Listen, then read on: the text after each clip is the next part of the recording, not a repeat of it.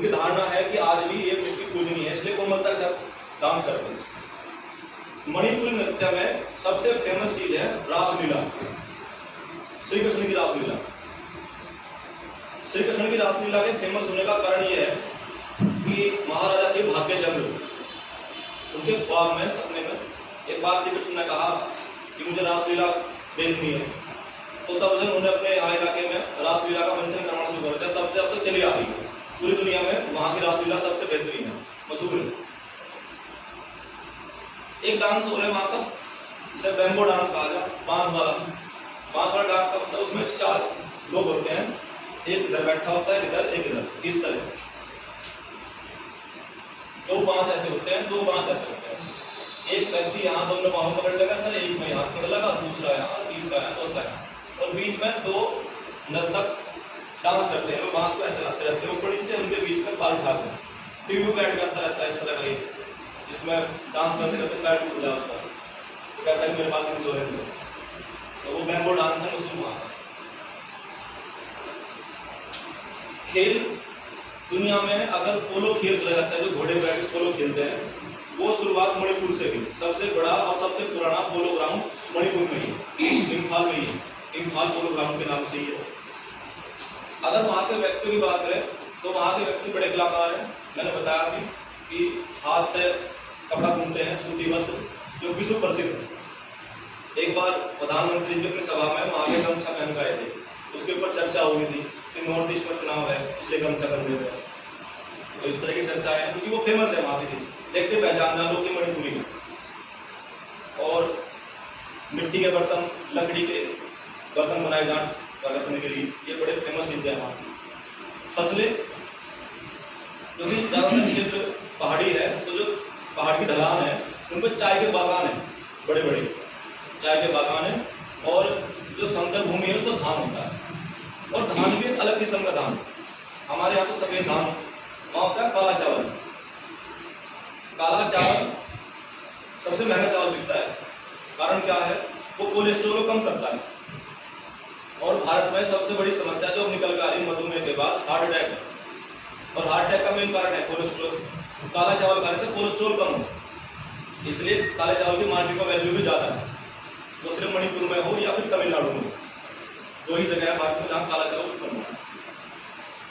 अगर पर्यटन देखा जाए वहां से, तो हम सबको अगर वहां पहुंचना है तो हम ऐसे ही नहीं पहुंच सकते।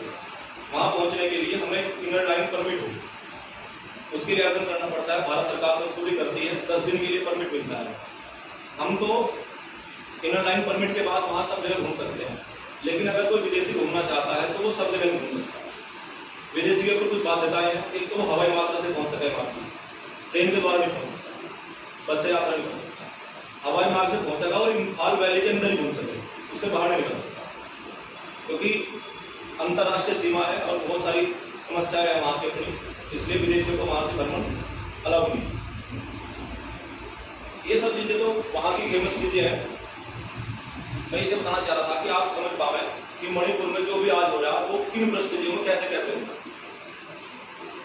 सबसे बड़ी समस्या आज वहां जो अभी तुरंत सुनाई दी हमें कि वहां से मैतेई और कुकी चिन संप्रदाय, कुकी चिन है पूरा नाम, कुकी बोल रहे हैं लोग, कुकी चिन संप्रदाय और मैतेई के बीच में विवाद है, लड़ाई चल रही बहुत बड़े स्तर पर। विवाद तो शायद पहले से ही था, लेकिन अभी उसमें थोड़ी सी एक आग में घी डल गया, इस तरह का काम हुआ।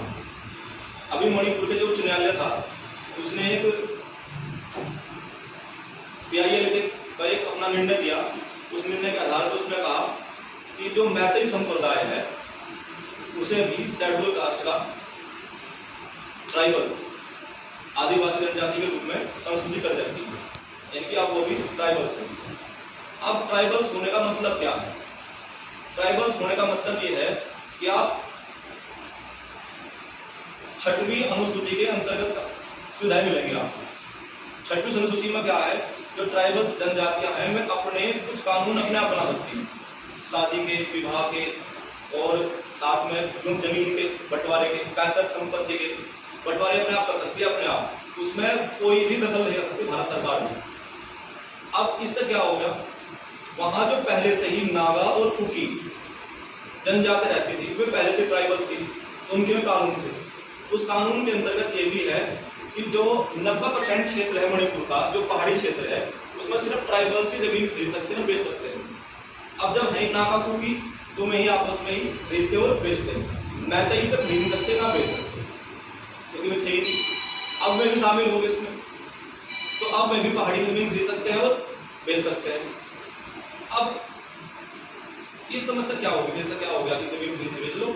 समस्या यहाँ है कि जो वर्तमान में देखा जाए तो वहां से 42% तो मैतेई संप्रदाय है और लगभग 8% है मुस्लिम और 50% है ईसाई। ईसाई में कुकी और चिन और नागा, ये दोनों मिल जाते हैं।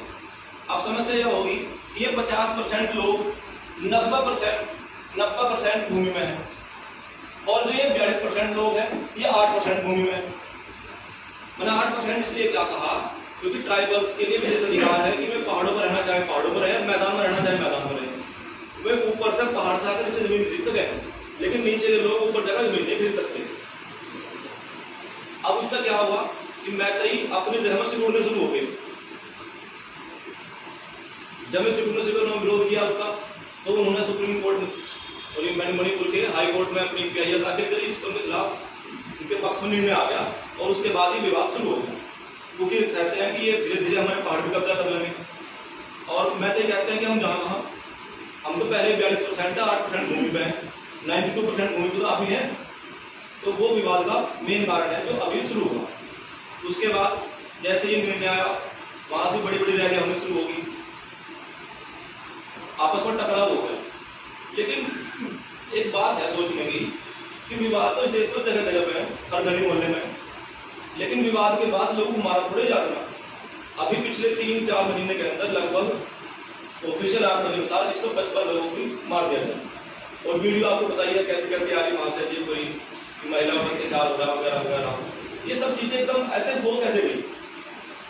विरोध तो देश में जगह जगह हो, लोग सत्याग्रह करें, भूख हड़ताल करें, हथियार लेकर लोगों को मारते नहीं है।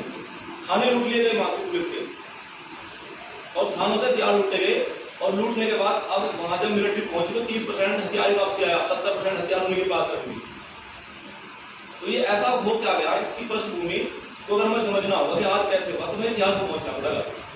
अगर हमें समझना कि आज इतना विवाद क्यों हुआ तो इतिहास को पहुंचना पड़ेगा और इतिहास शुरू होगा 1890 के आसपास, जब भारत में ब्रिटिश शासन था। ब्रिटिश शासन में जब अंग्रेज सबसे पहले इस मैदानी क्षेत्र में आए, उत्तर भारत में, दिल्ली वगैरह में, इधर यहाँ उन्होंने गुजरात में पर अपना व्यापार शुरू किया, झगड़ा शुरू हुआ, यहाँ से लोग विरोध भी कर रहे थे, लेकिन नॉर्थ ईस्ट को भी कभी कब्जा कर ही नहीं पाए। ब्रिटिश हुकूमत का कभी भी एक छत्र राज्य पूरे भारत में चाहे हो गया हो, दक्षिण भारत में कभी पहुंचे और कभी नॉर्थ ईस्ट में नहीं पहुंचे। क्यों नहीं पहुंच पाए? क्योंकि पहाड़ी क्षेत्र था, ये अपनी सेना लेकर जाते थे, वे गोरिल्ला वार फिर करते थे, मारते थे, पहाड़ों में चल जाते थे, तो कभी उन पर कब्जा नहीं कर पाए। तो जब कब्जा नहीं कर पाए तो क्या करें? तो जब कब्जा दोनों लड़ाई में होता है तो संधि हो जाए। तो इन्होंने नॉर्थ ईस्ट के राजाओं के साथ एक यंगडाबू संधि करी। उस संधि के अंतर्गत ये हुआ कि हम आपके घरेलू मामलों में कोई देखभाल छेड़छाड़ नहीं करेंगे, हम तो सिर्फ बाह्य आक्रमणकारों से अपनी सुरक्षा करने के लिए यहाँ से अपनी सेना स्थापित करेंगे, बाउंड्री बाहरों बाहर, अंदर आप चाहे कुछ कर रहे, हमें इससे कोई मतलब नहीं, कैसे रहे कैसे नहीं रहे। लेकिन संधि जैसे रखी गई शायद वैसे पालन नहीं होता। ये तो एक तरीका था वहां से अपनी सेना को रोकने का। उसके बाद क्या किया उन्होंने? वहां से उसके अंदर जगह जगह प्राइमरी अस्पताल खोले कि हम आपकी सुरक्षा करेंगे, आपका इलाज करेंगे, अस्पताल खोले, छोटे छोटे स्कूल खोल दिए। शुरुआत में सबको शिक्षा दी मुफ्त में और मुफ्त में चिकित्सा। धीरे धीरे लोग निर्भर हो गए, उनसे मेलजोल बढ़ गया। तो जब एजुकेशन सिस्टम बढ़ा तो लोगों ने कहा कि संख्या बढ़ने शुरू हुई बच्चों की स्कूलों में कि हम भी पढ़ाएंगे। फिर उन्होंने क्राइटेरिया बना दिया कि हम पढ़ाते चाहते सबको, लेकिन हम क्या करें, पहले तो हम उन बच्चों को पढ़ाएंगे जो ईसाई होंगे।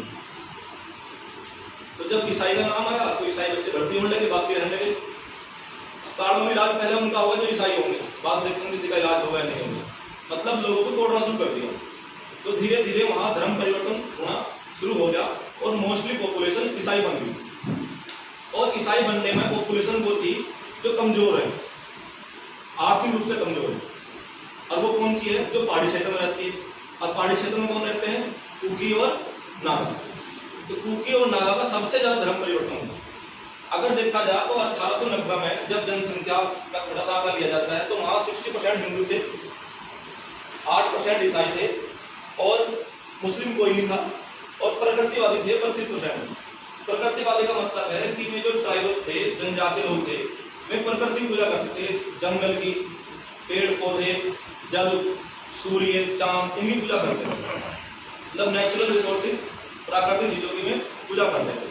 लेकिन फिर क्या हुआ, 1890 से 1991 तक पहुंचते जो हिंदू थे वे 60% तक घट के 42% रह गए, जो ईसाई थे वे 8% तक घट के 50% हो गए, और मुस्लिम 8% हो गए, और प्रकृतिवादी सारे समाप्त हो गए। कोई प्रकृतिवादी नहीं था, सब ईसाई हो गए। उनका ईसाई धर्म भी बड़ा विशेष है। चर्च में बैठते हैं और चर्च में बैठकर दिया जलाते हैं और धान चावल की पूजा करते हैं। तो नाम के ईसाई हैं, क्योंकि कोई भी अपने मूल को नहीं छोड़ सकता। अगर कोई धर्म परिवर्तन कर भी ले तो मूल नहीं छोड़ पाता। लेकिन वे चर्च उन्हें संगठित रखते हैं, उन्हें ये बताते हैं कि तुम